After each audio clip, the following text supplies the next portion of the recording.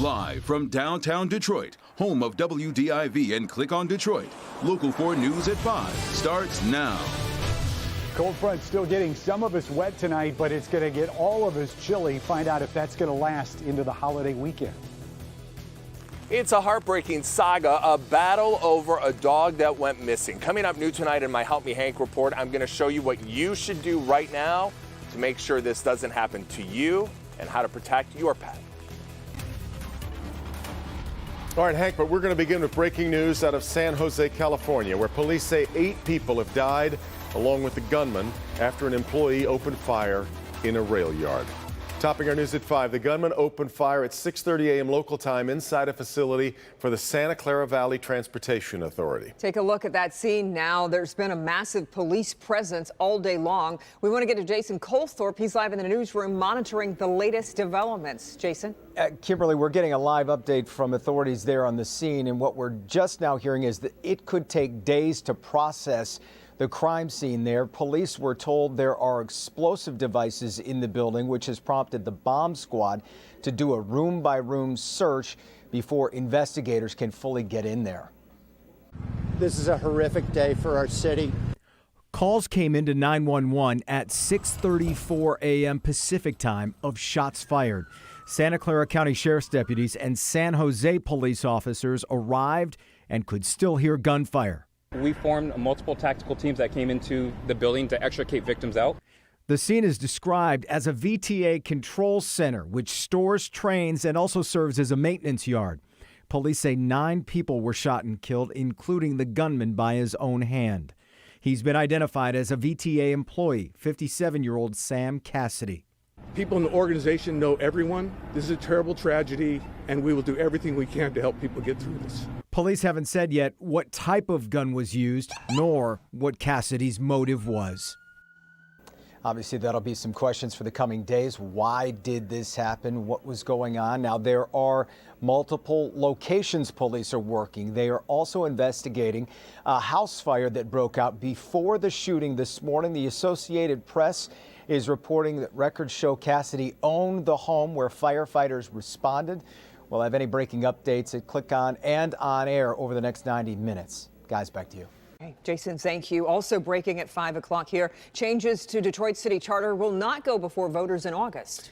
Today, a judge ruled the city charter revisions have to be removed from that August 3rd primary ballot. Last week, a lawsuit was filed against City Clerk Janice Winfrey and the Detroit Election Commission for allowing the proposed charter revisions on the ballot.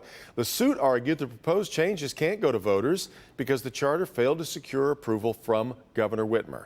On Monday, the governor opted not to review revisions that had been sent to her office this month.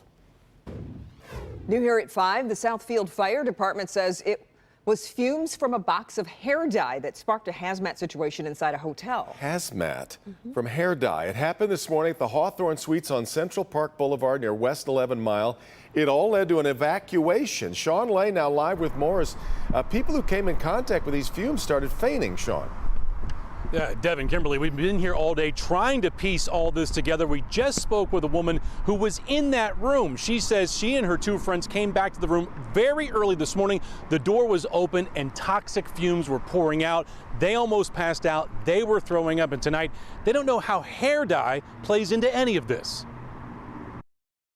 We went in there, started fainting. I was about to faint, and 2 of my friends were getting sick and vomiting, and they didn't know what was going on. It all went down in this woman's room. She and 2 of her friends were held by Southfield police for hours, while 2 hazardous materials crews investigated what chemicals were in their room making people sick. She says earlier, one of her friends inside could have died. Nauseous, was vomiting in the bed, and I said, if you don't get out, you're going to die. Police and fire finally determined it was fumes from, they say, hair dye. She says she had a box of hair dye, but it was empty. The first report was it was a dead body. Okay. Then they said it was it was a meth lab. But as you can see, this was a serious situation. Central Park Boulevard had to be shut down.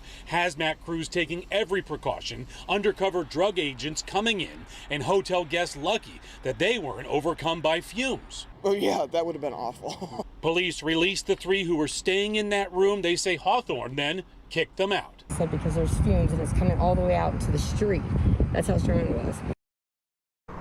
Back here live, but the final word from police and fire in Southfield, both agreeing that it was hair dye causing those fumes. The woman who was in the room says to her it smelled exactly like ammonia and bleach, and it was so very, very powerful. We're live tonight. Sean Light, Local 4, back to you. Strange situation. All right, Sean. Well, we started the day off with rain. Now the sun's back out, but it is much cooler than it was yesterday, isn't it? It really is. Let's get over to Ben as we inch closer here to the holiday weekend. Hi, Ben. Hey, guys, and you may be surprised to find out that number in the corner of your screen is probably going to be one of the warmer numbers that we see until the end of the holiday weekend. Storm Tracker 4 shows that cold front that's doing all of this work still scaring up a few of these showers and now some thunderstorms. This is the first lightning strike that we've picked up so far. You can see that's just south of Metro Airport, so heading downriver, the 275 corridor there down to parts of Monroe County. This is not going to be long for the world. In fact, our models showing us that there may be just a little bit more activity formed behind this area, and if it does, it's only going to be there probably for another 90 minutes or so. By 7 o'clock, we should be done. Skies start to clear out tonight, and that's going to be a signal for some cooler numbers to come. In fact, we've got lows that are headed to the 40s tonight. It's the high temperatures that you'll want to stay tuned for. That's coming up in a few minutes, guys. All right, Ben. A man in prison for nearly 32 years is freed after DNA evidence rules him out as the killer in the case. Gilbert Lee Poole Jr. is the first exoneration by the Michigan Department of Attorney General's Conviction Integrity Unit. They worked in tandem with the Cooley Innocence Project. Poole was wrongfully convicted and sentenced to life in prison back in 1989 for the murder of Robert Meha, who was stabbed to death after leaving a bar in Pontiac. Here's what he had to say about his release. I came to the Seventh-day Adventist church, and I got a new perspective on things. Things started turning around when I changed my outlook on everything. Everything started happening. So I can't say that wasn't the cause. God looked out for me. And speaking of freedom, Larry Spruill spent the day with a man freed after 50 years in prison.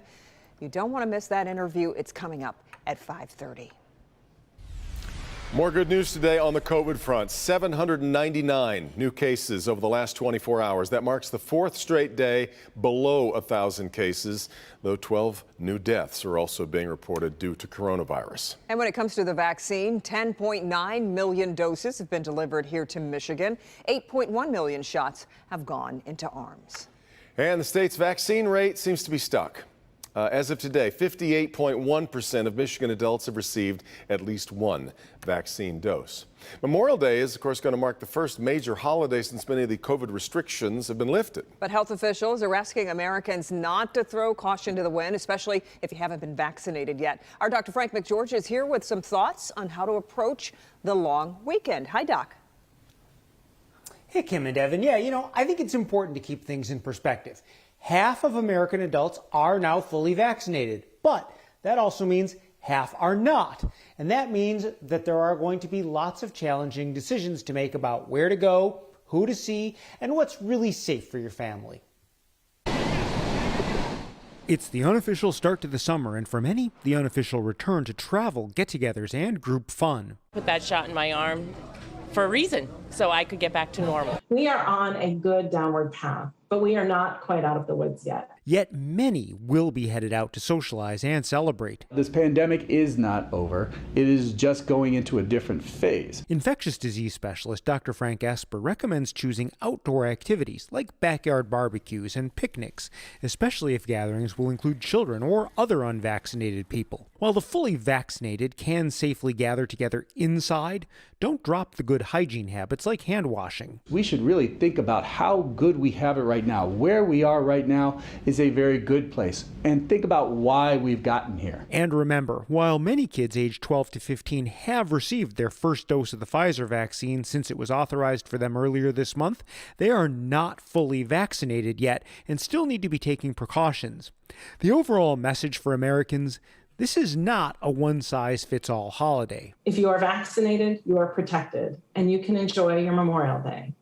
If you are not vaccinated, our guidance has not changed for you. You remain at risk of infection. You still need to mask and take other precautions. Now, I would encourage everyone to be understanding if your family and friends aren't ready to get together or maybe feel safer doing it with masks. This is a time of transition, and not everyone is ready to take those steps just yet. And Frank, I understand there's also some new information out today about how the vaccine works and those people who may be immune compromised. Talk about that. Yeah, you know, a new small study actually looked at the immune response in 82 people with autoimmune diseases who had received the Pfizer vaccine. Some of those patients took methotrexate. That's a common treatment for rheumatoid arthritis, psoriasis, and some other autoimmune diseases. Scientists found the vaccine did not induce an adequate antibody level in about a third of the patients that were on the methotrexate. Now, clearly more research is needed, but this does suggest that patients on methotrexate should be more cautious even if they are fully vaccinated. Yeah. Okay, good information. We appreciate it, Dr. McGeorge. President Biden directs the U.S. intelligence community now to intensify its efforts when it comes to investigating the origins of the pandemic. He's asking that they report back to him in 90 days. The announcement comes after a U.S. intelligence report found several researchers at China's Wuhan Institute of Virology fell ill in November of 2019 and had to be hospitalized. All right, well, much more to come here on a Wednesday. Here's Karen Drew.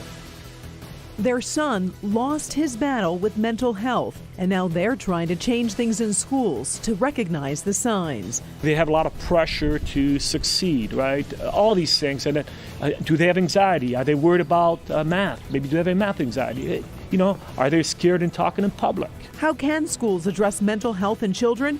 Coming up, these parents say they've got ideas.